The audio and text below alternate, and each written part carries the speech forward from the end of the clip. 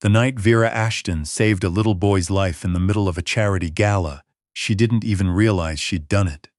She was just a waitress trying not to spill champagne on a dress that cost more than her rent. But the man in the dark corner of the room, the one the staff had been whispering about all evening, the one the event coordinator had pulled them aside for and said, "Do not make eye contact, do not ask questions, and whatever you do not spill anything on him." That man had seen everything, and in this world, when a man like Donovan Mara sees something, he remembers it forever. Welcome back to Rosie's Romance Library. If you're new here, hit that subscribe button. We tell stories that will make your heart race, your blood boil, and by the end, have you cheering out loud. And if you've been here before, you already know. Buckle up. Tonight's story starts with a little girl, a cracked floor tile, and the most dangerous man in the city, sitting 12 feet away. The Hargrove Foundation Gala was the kind of event where old money wore new jewelry and pretended the two were the same thing. The ballroom of the Aldgate Grand Hotel gleamed under $3,000 worth of crystal lighting, and every surface that could be polished had been polished twice. Vera Ashton had worked the hotel's catering staff for 2 years, and she still wasn't used to it. Not the gowns, not the waitstaff uniforms that fit like they were designed to punish you for needing to breathe, and certainly not the way certain guests looked through her, like she was part of the furniture. She was 23, 5'4", with dark hair pinned back under a catering cap and shoes that had started rubbing her left heel raw around the 90-minute mark. She had a 4-hour shift ahead of her. She was doing the math on whether she could get away with limping.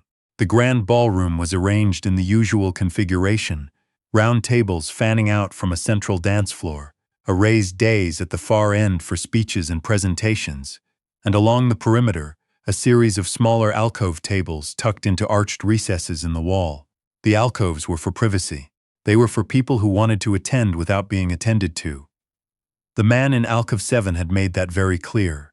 Vera had been briefed by her supervisor, a wire-thin man named Holt, who had the energy of someone perpetually holding in a scream. "Table 7 is off limits," Holt had told her, his voice dropping like they were discussing a nuclear code.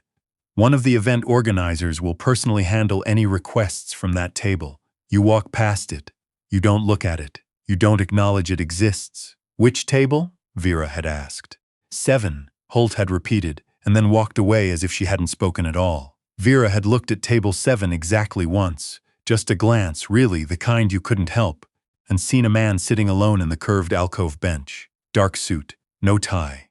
One hand resting on the table with the particular stillness of someone who had learned long ago that stillness itself was a form of power. He wasn't looking at the room. He was looking at nothing, or maybe everything. It was hard to tell.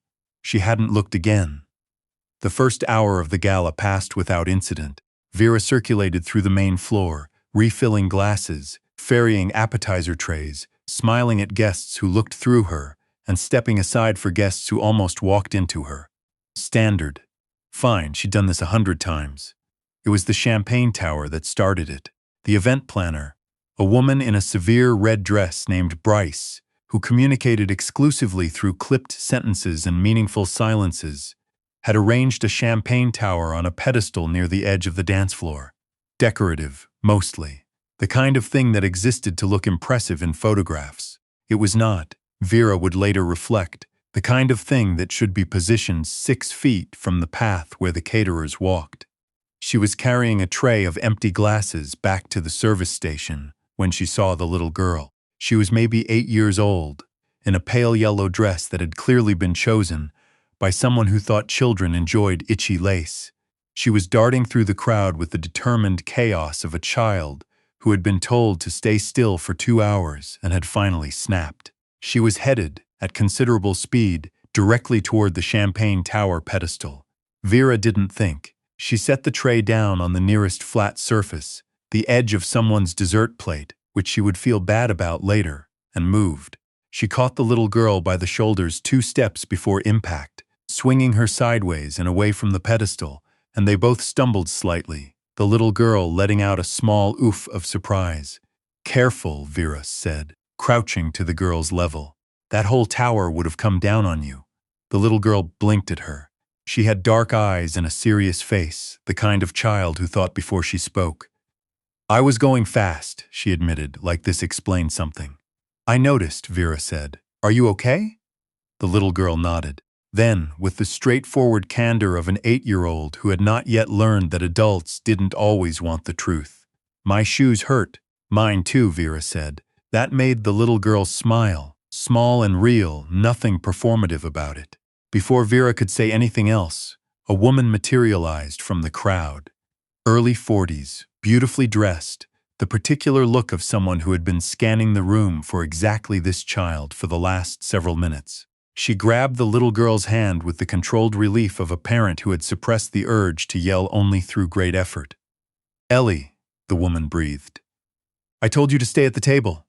I was going to, Ellie said with magnificent calm. The woman looked up at Vera.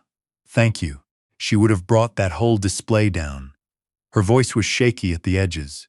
The glasses alone. It's fine, Vera said. She's fine, nobody saw. That last part wasn't entirely true. Vera picked her tray back up and continued toward the service station. She didn't look at Alcove 7. She had been very good about not looking at Alcove 7. She felt it, though, the particular weight of being watched. The speeches started at 9. Vera was refilling a water pitcher near the south side of the room when she heard the voice. It came from the table to her left, not an alcove, just one of the main floor tables, occupied by 4 men in suits that probably cost more than her car. The one speaking was broad-shouldered with the kind of square jaw that had probably opened a lot of doors for him, and he was saying something in a low, carrying voice to the others at the table. She wasn't listening. She was focused on not overfilling the water glass. Then the words arranged themselves into meaning. That's the thing about these events, the man was saying, gesturing slightly with his champagne glass, a small, indulgent smile on his face. They let the help mingle with the guests and then act surprised when someone gets confused about which category they're in. One of the other men laughed. Not a big laugh, the kind of laugh that was mostly just confirmation that the first man had said something and expected acknowledgement. The broad-shouldered man glanced at Vera, not at her face, at her uniform, looked away again.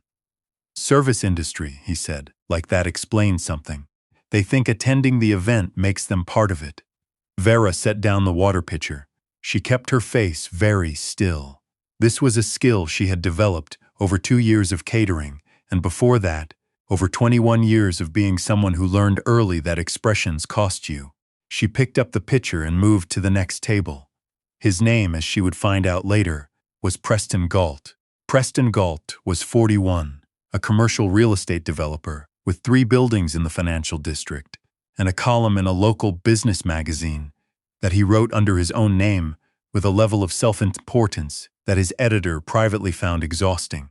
He had attended the Hargrove Foundation Gala every year for the past 5 years, because the Hargrove Foundation was a significant enough charity that being photographed at its events was useful, and because the free champagne was excellent. He did not think of himself as a person who was unpleasant to the help. He thought of himself as a person who was realistic about hierarchies. There was a difference in his mind, though he had never been asked to articulate it to anyone who might push back. He had said the words about the service industry with no particular heat. They were just true, from where he stood. He was not thinking about them by the time Vera had moved to the next table. He would be thinking about them later. At 9:47, Vera was collecting glasses from the edge of the dance floor when Holt appeared at her elbow with the expression of a man delivering bad news. Table 7 needs a water refresh, he said. Vera looked at him. I thought table 7 was off limits. Emilia was handling it, and she had to leave, family thing. And I need you to do one pause, just water, set it down, walk away. Do not make conversation. Do not ask if they need anything else. Set it down and walk away. Got it, Vera said. Holt handed her a single glass of water, poured already, ice, a slice of lemon on the rim with the careful precision of someone who had done this before and understood that the details mattered, and then stood there watching her like he expected her to fumble it. She carried the glass across the room toward alcove 7. Up close, the man was. Not what she expected, though she couldn't have said what she'd expected. He was somewhere in his early 40s maybe, though the particular quality of stillness he carried made it hard to read his age the way you usually could. Dark hair. A face that was composed rather than handsome, the kind of face that had arranged itself into a deliberate neutrality and wore it like a mask. His hands were on the table, fingers loosely interlaced. He was watching the speeches with an expression of complete calm. He didn't look up when she approached. She set the water glass down, quietly, carefully. 3 inches to the right of his existing glass, which was empty. She was straightening up to leave when he spoke. The little girl. His voice was low and even, not a question. Is she all right? Vera went still for a half-second. Yes, she said. She's fine. No one got hurt. A pause. Then, she belongs to my sister. Vera didn't say anything to that. She wasn't sure what there was to say. You moved fast, he said, still not looking at her. His gaze was still on the dais at the far end of the room, where a Foundation board member was speaking about infrastructure grants. You didn't hesitate. She was about to hit a glass tower, Vera said. There wasn't time to hesitate. Something shifted in his face. Not a smile, not quite. More like an acknowledgement, the equivalent for a face like his, of a full expression from someone else. What's your name, he asked, she told him. Vera, he repeated, not asking, just placing it somewhere. Thank you, Vera. She nodded, walked away, did not look back. Behind her, in alcove 7, Donovan Marr watched her go and thought about the last time someone had moved, without hesitation, towards something that was about to hurt, and not stood waiting to see if someone else would handle it. He couldn't remember. That was the answer. He couldn't remember the last time. Now, before we go any further, if you're enjoying the story, drop a like and hit subscribe. Rosie's Romance Library puts out new stories every week, and trust me, you do not want to miss what's coming next. Okay, back to the gala. The incident with Preston Galt happened at 10:15. Vera was near the bar station, restocking a tray, when she heard the tone of voice. She knew that tone. She'd grown up with that tone in the mouths of teachers who'd decided before the semester started that she wasn't worth much, and she'd navigated it in customers who wanted their disappointment to land somewhere. And she knew it the way you know weather. Before you see the clouds, something in the air changes. She looked up. Preston Galt was standing at the edge of the bar, and next to him, small, dark-haired, 7 or 8 years old, still in the pale yellow dress, was Ellie. Ellie had apparently wandered toward the bar, as children at adult events sometimes did, seeking something to do or someone to talk to. She was looking up at the bartender with the expression of someone hoping a Shirley Temple might materialize. The bartender was occupied with a 6-drink order and hadn't noticed her yet. Preston Galt had noticed her. Hey, he said to Ellie, and his voice had the particular quality of a man who was used to using diminishment as a greeting. You lost, kid. The children's area is over that way. He gestured vaguely toward nowhere in particular. Your parents should really keep an eye on you. This is an adult event. Ellie looked at him. I know it's an adult event, she said. I'm here with my family. Galt said, in the tone of someone who did not believe this was sufficient reason for her to be present. He turned back to the bar. Someone should really manage their kids better. This was said to no one. To the air. To the bartender, who had not asked for the commentary and kept his face carefully neutral. Ellie's expression didn't change much. She was a child who had, it seemed, encountered adults who dismissed her before. But something around her eyes tightened. Small, private, the way hurt looks when it's been trained not to show. Vera had set down her tray. She was at the bar in 4 steps. Hey, she said to Ellie, in a completely normal tone of voice. The bartender makes an amazing Shirley Temple. They're just slammed right now. Want me to grab you one when he's free? Ellie looked at her. Yes, please, she said. The tightness around her eyes eased slightly. Vera smiled at her, then looked up at the bartender. Just a standard professional exchange, nothing complicated, and placed the request. She did not look at Preston Galt. She was deeply, consciously, pointedly not looking at Preston Galt, and she understood that this itself was a statement. Galt understood it too. Excuse me, he said, and his voice had changed. Less lazy now, a sharper edge under it. Do you know who I am? I don't, Vera said pleasantly, still not looking at him. I'm a major donor to this foundation. He let the word major sit there like a hand on a table. I come to this event every year. I think the staff should be a little more. A pause, searching for the word that would land aware of that. Vera turned and looked at him. She kept her expression professionally neutral, which took a degree of effort she would acknowledge to herself later.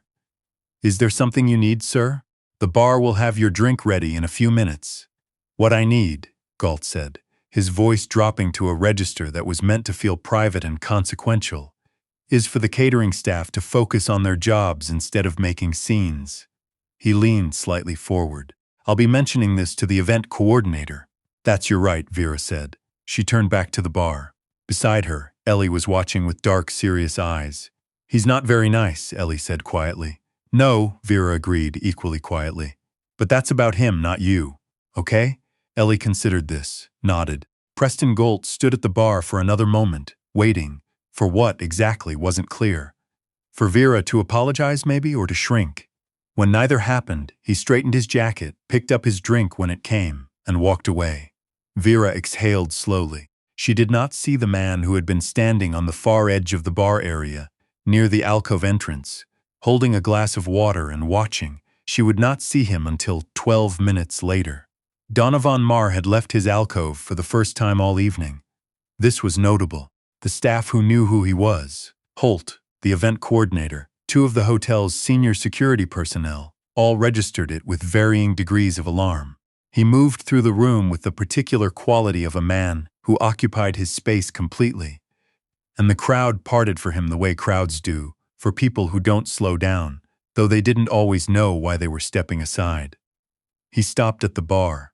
Preston Galt was still nearby, talking to one of his table mates, champagne in hand, the minor displeasure of a moment ago already smoothed over and forgotten.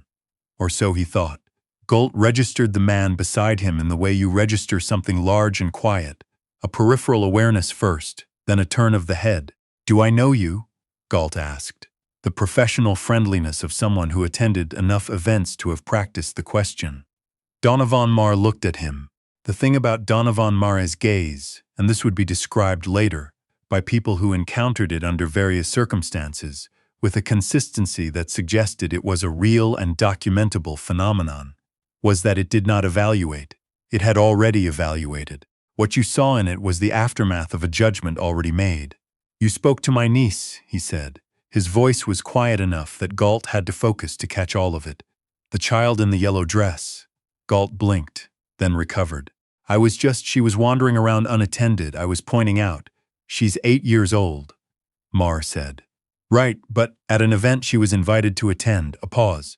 Not for effect, or not obviously for effect. Just pause, the way you pause when the next sentence requires more weight than the last. By me. Something shifted in Galt's face. The specific flicker of a man who has said something he realizes, too late, landed in the wrong room with the wrong audience. I didn't know. Galt started. You didn't ask, Marr said. You made a decision about who deserved to be in a room. His voice hadn't changed volume, hadn't changed tone. It was like watching a flat ocean and understanding that the depth was the point. You made the same decision about the woman behind the bar. Galt's eyes moved, reflexively, instinctively, toward the bar, toward Vera, who had not registered any of this conversation, and was continuing to do her job with the focused competence of someone on a long shift. Galt started. Careful, Marr said. Just that word. Soft as a door closing. Galt stopped. The silence between them lasted approximately 4 seconds. Galt would have described it later as longer, but it was 4 seconds, and in those 4 seconds something communicated itself in the way that certain silences do. Not threatening, exactly. More like the feeling of standing at the edge of something and becoming aware, suddenly, of the drop. Marr picked up a glass of water from the bar and turned to walk away, then paused, as if remembering something. The Hargrove Foundation, he said, without turning around. I've been a benefactor for 11 years. A beat. I'd hate for this evening to be anyone's last. He walked back toward the alcove. Preston Galt stood at the bar for a long moment. He set down his champagne glass. He did not pick it up again. Vera didn't find out what had happened until later. The shift wound down around 11:30. She was in the service corridor loading glasses onto a rack when Ellie appeared, alone, in the yellow dress, which had survived the evening better than Vera's left heel, and held out a small, folded piece of paper. "He told me to give you this," Ellie said. "Who did? My uncle," Ellie said, with the calm specificity of someone who had never found this information surprising. "Donovan." Vera took the paper, unfolded it. It was a phone number, handwritten in the kind of handwriting that was perfectly legible and completely devoid of personality. Practical, functional, like the man had never thought about whether his handwriting said something about him. Underneath it, one line, "If you need anything." Vera looked at it for a moment. "What's your uncle do?" she asked Ellie. Ellie considered this with the thoughtful pause of a child who had been asked this question in several settings and had developed a standard answer. "He's in business," she said. "What kind of business?" Ellie tilted her head. "The kind where people are careful with him," she said, and then turned and walked back through the door toward the ballroom. Vera stood in the service corridor with the piece of paper. She should throw it away. She had received cards and numbers from guests before, and she always threw them away, because the kind of guest who pressed their number on catering staff at events was usually a kind of guest she wanted nothing to do with. But the man in Alcove 7 had not pressed his number on her. He had handed it to an 8-year-old and left the decision entirely up to Vera. She folded the paper and put it in her apron pocket. She didn't call for 11 days. The 11th day was a Tuesday, and the reason was that on the Monday before it, her landlord had informed her that the building had been sold to a development company and her lease would not be renewed. She had 30 days. Her roommate had already found somewhere to go. Vera had made 17 phone calls, looked at 6 apartments she couldn't afford, and spent the last of her evening sitting on the kitchen floor eating crackers and doing math that didn't work out. She didn't know why she dialed the number, or she knew, and the knowing was embarrassing enough that she performed a small internal theater of "I'm just seeing if this is even a real number" to avoid confronting it directly. It rang twice. "Vera," said Donovan Marr. She blinked. "How did you?" "I have your name," he said. "I had your number verified when Ellie gave you the note." A pause.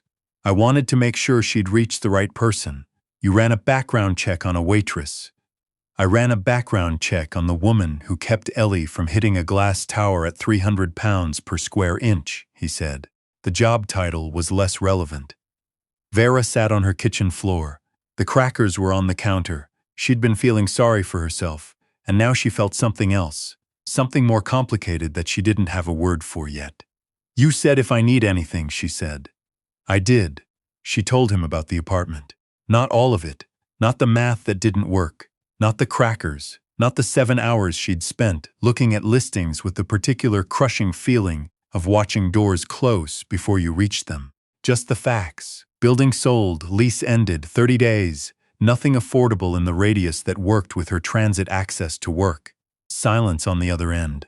Not empty silence. She was beginning to understand that his silences were always processing something. "I have a property," he said. 2-bedroom in the Marlow district. The previous tenant left last month. It's been sitting. "I can't afford Marlow district," she said immediately. "I didn't ask what you could afford," he said. "I asked if you needed a place to live." "Those are related," Vera said. "Not always." Another pause. "I'm not offering you a favor, Vera. I'm offering you a fair arrangement. What I charge you will be fair." She wanted to say no. She was aware that she wanted to say no, and that the reason was exactly what it should be. She didn't know this man. She knew enough about him to know he occupied a world she didn't, and taking anything from someone like that came with a shape she couldn't see yet. She also had 30 days and a list of 17 numbers she'd called that had not worked out. "I want to see the apartment first," she said. "Of course," he said, like this was obvious. The apartment was 3 rooms and a bathroom, with good light from a south-facing window, and floors that were old and slightly uneven in the best possible way, the way that meant a building had been there long enough to settle into its bones. It was quiet. It was more than she'd been hoping for, and slightly less than she'd been trying not to hope for, which felt like the honest middle of things. She stood in the main room and looked at Donovan Marr, who had shown her the apartment personally, and had been, throughout, neither warm nor cold, just present, in the way of someone who understood that presence itself was already something.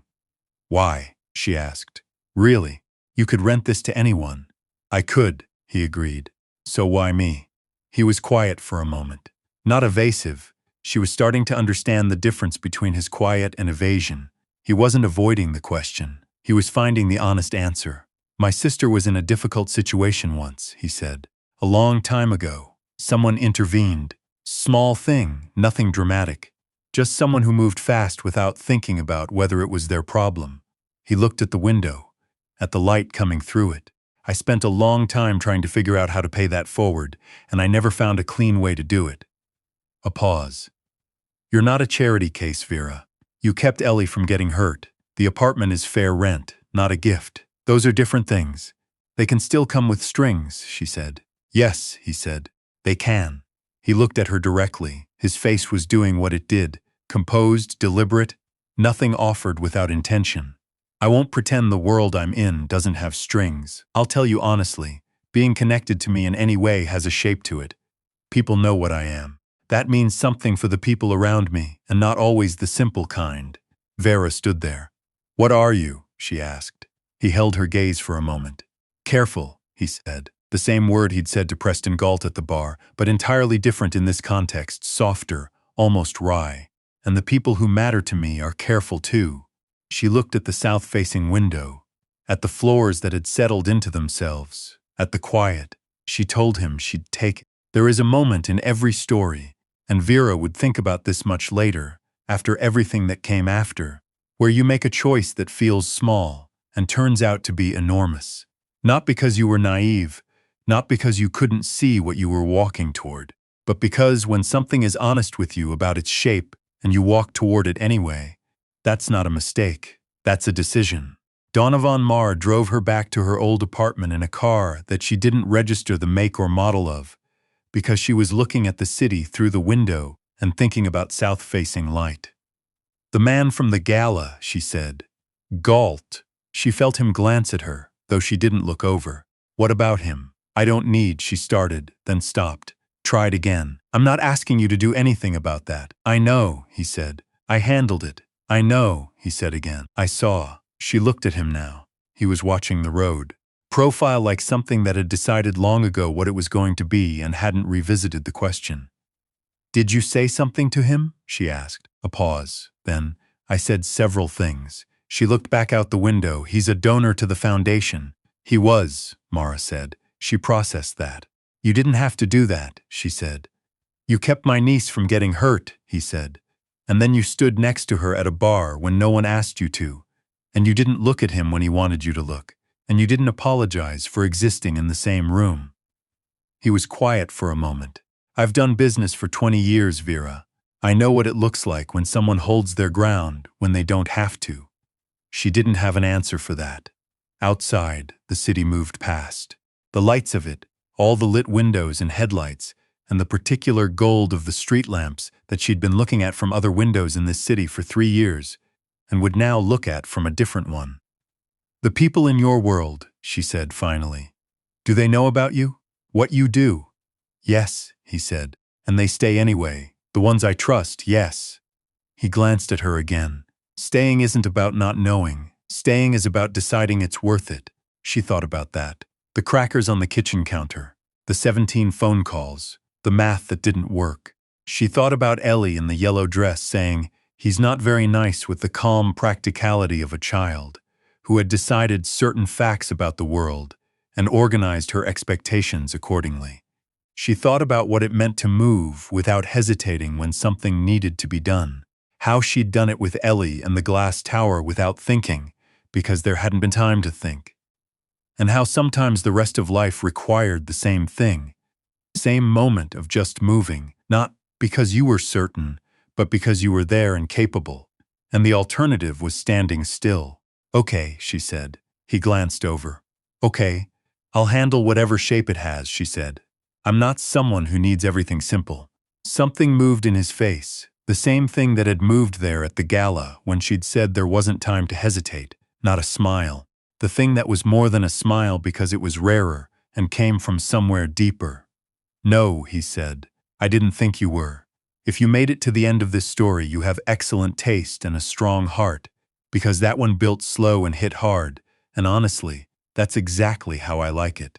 Drop a comment below. Are you Team Vera held her ground, or were you screaming at your screen when Galt opened his mouth?